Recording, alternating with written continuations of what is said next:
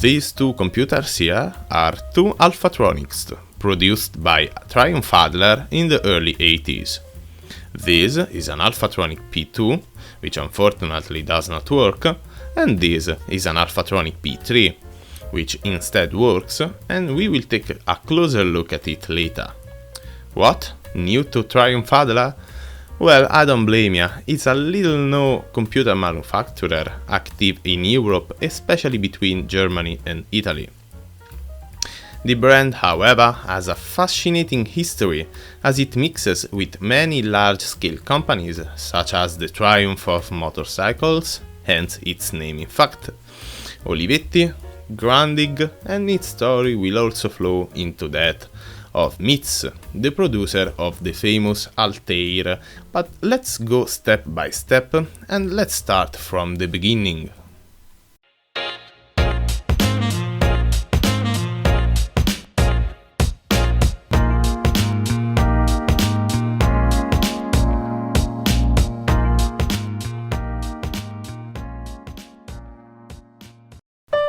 As the name implies, the Triumph Adler Group is made up of two companies, Triumph and Adler. The Triumph, full name Triumph Werke, was founded in 1896 and was a subsidiary of the Triumph Cycle Company, today known as Triumph Motorcycles, and basically produced bicycles until 1909 when it entered the typewriters industry. In 1911, it became an independent company, separating itself from the English group Triumph Motorcycles. The Adler, born in 1880, full name Adler Fahrradwerke, I don't know, it's too much German for me, or Adler Werke, began by producing bicycles too, but immediately afterwards it converted to the production of motorcycles and small cars. In 1898 he entered the typewriter market while maintaining the production of cars and motorcycles. But the story became interesting for our purposes when in 1957 Grundig buys the Triumph Werke and also a part of Adler Werke's shares. The following year, Grundig merged both the company and its subsidiary for production of dictaphones, creating a very German long name. However, the Triumph Adler, with the aim of creating various types of office machines. After a couple of company changes due to the Grundig's entry into the color television market in 1980, Triumph Adler, which broke away from Grundig, acquired Spertek Computer Corporation, a Californian computer manufacturer that had snooped into everything that concerned computers, from the production of peripherals, floppy drives, hard disk, and tape drives, becoming famous and imposing some standards on the market, such as the PPC interface for magnetic tape drives. In turn, the Pertec acquired Mitz in 1976, the manufacturer of the famous Altea. Triumph Adler now has the engineers who designed the Altea at its disposal.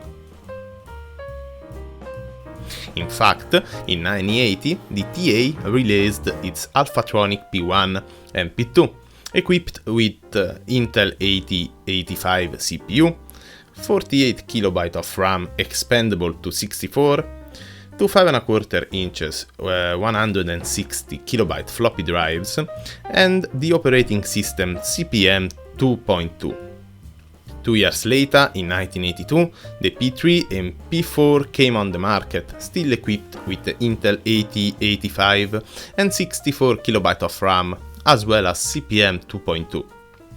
The P4 is the only model to have a 5 MB hard disk instead of one of the two floppy drives, which are now 785 KB. In 1984, the P30 P40 line was presented, which features two processors, the Intel 8085 and the most famous Intel 8088, thanks to which it can also run MS-DOS. In 1984, the Alphatronic PC was produced with a case different from the massive office computer of a few years earlier, with the aim of becoming part of the market of microcomputers and not only for office machines. It featured a Zilog Z80 as processor, 64 KB of RAM, graphics mode, very basic audio chip and output of 4 cassette recorder and floppy disk.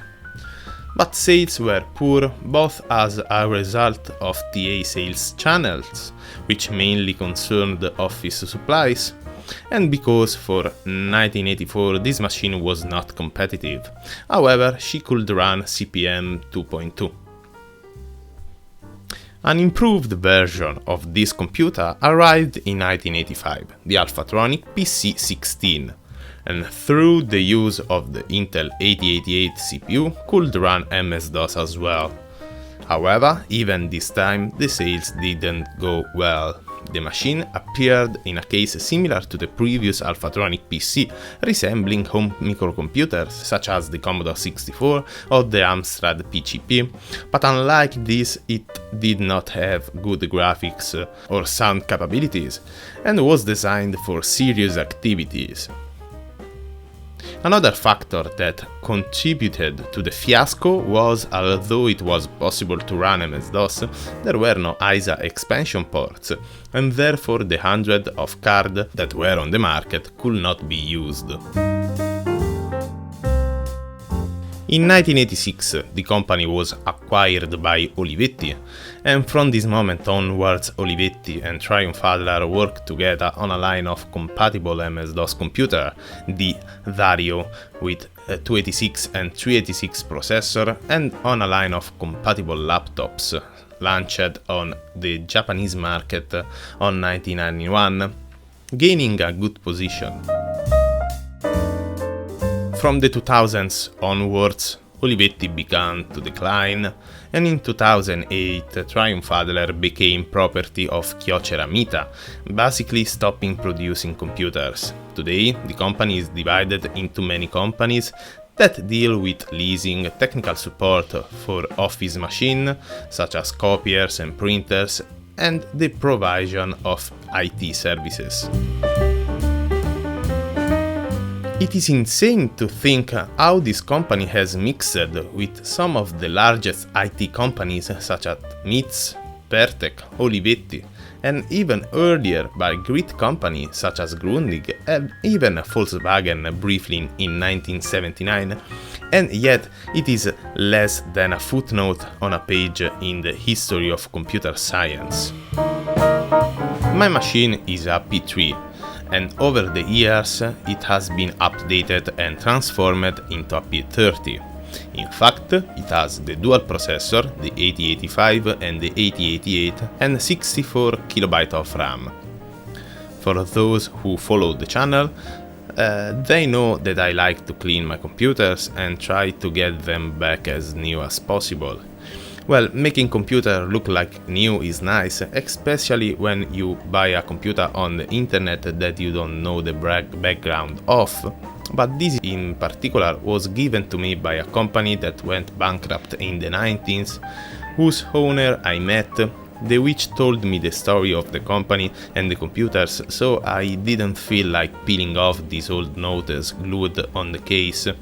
They tell his story of industrial computer, and I appreciate it. On the side, we have a sticker of the TA that shows the retailer of this particular computer, that is the Adriatica Computer SRL, and a power switch. On the back, there is a printer port for the keyboard, an RS-232, a composite output for the monitor, what I believe is a monochrome output for a TTL monitor, and the opening for a fan. On the front we have air vents on the left, and on the right two 5¼ inches floppy drives The construction is very strong, the front and rear panels are made of plastic, but the whole case is made of solid steel, and this significantly increases its weight. The monitor supplied is a common Sanyo with a composite input, and it is clear how it was originally a television adapted for computer monitors. You can distinguish the slots for the volume and tuning knobs on the top, and a grid to house a speaker on the side. The cathode ray tube has green phosphors, and unfortunately a certain burning is evident. The livery is the same color as the computer, and to improve the contrast, this panel is provided to be placed in front of the screen. The keyboard is very solid, made of metal, like the central unit. It has nice cherry mechanical switches, however, the strange shape of the keys is not ideal for writing. The shape corners sometimes touch against the other keys and fit together. I love the color scheme with this shade of brown and ochre yellow function keys. The reset and caps lock keys have LEDs inside them, and the reset key is always on.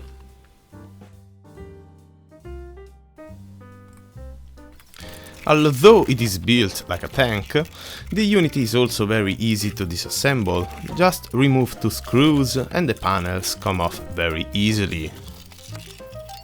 Inside we have an extremely modular computer, in this very similar to the Altair, and this is not surprising given that the MITS designers were acquired by Pertec and then by TA. The motherboard on which these boards converge is devoid of electronic component of any kind. It only serves to connect the various boards together, which provide all the functions, including the power supply. Yes, the power supply is a card to be inserted together with the others. More precisely, there are 2 modules. The largest and most terrifying one, with these 3300 microfarad capacitors, is the 5V module, which in addition to supplying the aforementioned 5V, and also transforms the AC into DC. The following modules work only in DC and supplies 12V. Following we have the keyboard card with a built-in speaker that announces when the computer is operating or when it is not, the RAM card with 64KB on board, the hybrid processor consisting of 3 cards, the AMD 8088 with 2 cards connected to each other, and the one adjacent card is the 8085. And finally, the floppy controller with a Western Digital branded chip. The card bus is clearly proprietary. Well, what you can do with this machine today? Not too much really. The operating system is, it has been said, the CP/M, and even if in theory it would be possible to use MS-DOS, the only image that I managed to find on the internet does not want to start on my machine. There was no point in changing the settings of writing the floppy. As if that wasn't enough, finding software for the Alphatronics is extremely difficult, and this has to do with the history of CP/M and its compatibility. Without going into too much detail, it will suffice to say that before IBM PC, there was no standard in anything, neither in hardware nor software. The only thing that was vaguely resembling a standard even in the CP/M field was the compatibility between the operating system and the processor. CP/M was then released in different versions depending on the proprietary hardware with which it dealt. For example, if I write a floppy with a Kypro 2 running CP/M, this will not be compatible with my Alphatronic, both because the floppy drive used are different and because the way of writing floppy is different. Even more, the floppies written with an Alphatronic P3 would not be compatible on a P2. In my case, I tried to write floppy with modern computers, with a 486 for these computers. There is a program called 22disk, which writes individual files to CP/M formatted disk. When trying to format a CP/M disk, a long list of possible formats appears, and of course Alphatronic is missing. Not only that, I tried to write a disk according to the characteristics of those used by the P3, therefore double-sided, double-density 96 TPI, even if it gave me a different brand on the program, but without results. So unfortunately I am stuck with disk images of the Office software that I found online, not without difficulty. I managed to get a game disk, or Spieldiskette in German, but they are only German, and most of them are Zork-like text adventures, and considering that I don't understand German at all, I can do very little. However, there are some interesting little programs on the game disk. Star Shooter. It's a kind of clone of Space Invaders, not well done, in ASCII graphics, in which you can't move, but the speed is determined by the game. You don't get hit, but you have to shoot all the stars in this green phosphorus sky in a precise time. The game is called, rightly, Star Shooter.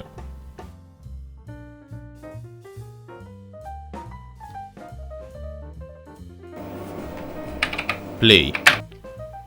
Interesting program. When executed, it illustrates the sound capabilities of small speaker on the keyboard interface. Let's listen.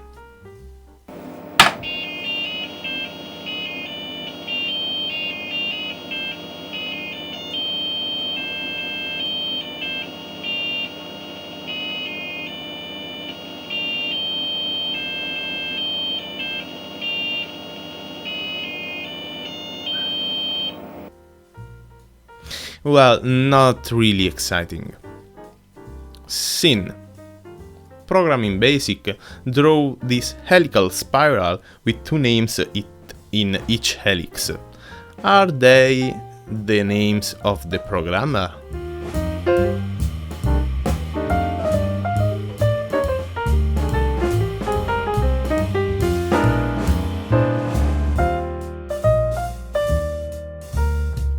In this other game, you have to say a number to the robot, and then I have to guess what he is thinking about.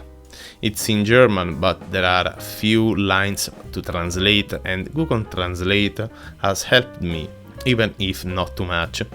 The game is obscure, I'm not sure I understand how it works.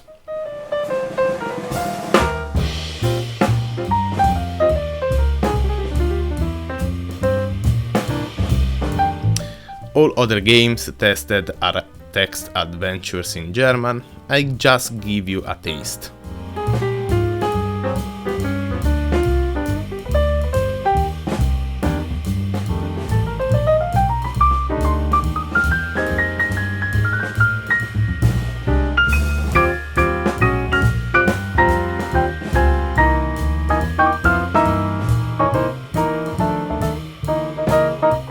In short, it is not a particularly fun machine to use, nor useful. If there was enough literature as regards software and hardware, it would be possible to run the video games that defined the CP/M, such as the Zork series and all the related text adventures. Unfortunately, as it is not very useful and usable, so I invite anyone who had one with a decent software park to make a copy of the image of the diskettes using IMD or Teledisk, so as to preserve them for the future and to share them with other owners of similar machines. And I am not just talking about the P3 reviewed here, but about the whole Triumph Adler line based on CP/M, therefore P1, P2, P3, etc. As it stands now, with the software found online, it is not recommended to get one. There are CP/M based machines that have been much more influential and that have great software parks. Just think about the Kypro or the Osborne to give examples. Personally, I really appreciate the aesthetic line of this computer. It has a very unusual aspect, dull, bulky and disproportionate. It is strange in all its parts. I really appreciate the color scheme, light brown on creamy white, and the keyboard is very nice, although very uncomfortable. I am glad to own two, but I would never have gone to look for them if they had not been given to me. I'm also happy because thanks to them I discovered the history of the Triumph Adler, which I find very fascinating, given the companies with which it had to deal, and which I would never have known otherwise. I hope you also enjoyed discovering new things, or if you already knew them, reliving them together.